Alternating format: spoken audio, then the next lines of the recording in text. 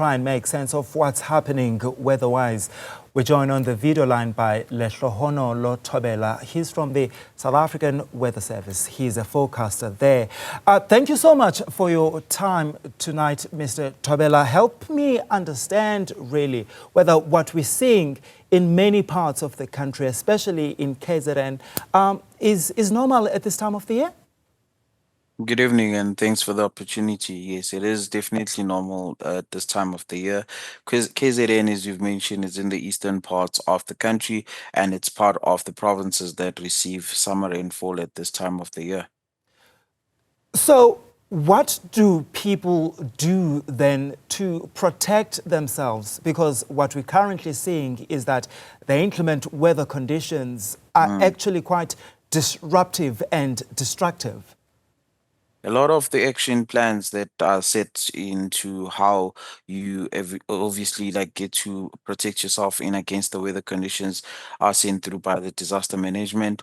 But one thing that we can say in part of the South African Weather Service mandate is to make sure that you heed the warning as we send them through, be aware of the weather forecasts and better prepare in terms of how you plan your day. Yeah. And if you're aware that there are severe thunderstorms that are expected in the area, make sure not to drive into flooded roads. And if you hear the sound of thunder, make sure that you are indoors. A lot of these warnings are sent out way before time.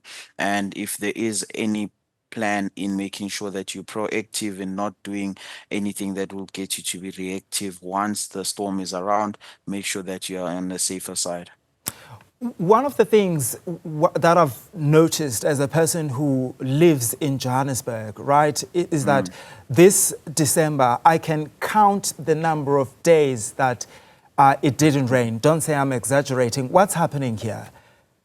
Now, I mean, we're expecting more of the rain into late in the summer because of a phenomena called La Nina. And with La Nina, we're expecting above normal rains, especially for the central and the eastern parts of the country. And with that happening, we're having enough weather conditions, or to say requirements that are needed for rain to occur. You will notice, as it is true, that you're seeing more clouds than you are seeing the sunshine. And with more of the clouds being available and a bit of heat, you get to have more of thunderstorms. But the thing about clouds is that with them being around, especially for the central and the eastern parts of the country, they get to then lower the temperatures during the day. That's why you'll have cooler days. However, in the evening, you'll have warmer nights. Are we likely to get some reprieve from these inclement weather conditions, whether it's here in Gauteng or in KwaZulu-Natal or anywhere else in the country? I mean, currently we are in a weaker stage of La Nina, which then suggests that the chances of above normal rain are expected to be lasting less than what we would get. Sometimes it stretches to a year, but currently it looks like it would last up until January, February. So by the end of February, the chances are high that you might start seeing less of the rain, but it's not really guaranteed in terms of it happening abruptly. We'll still yet to see more rain, especially into January, and we start seeing temperatures picking up. Above normal temperatures will start, especially between January, February into March. So we're yet to see more of the rain up until at least the end of January.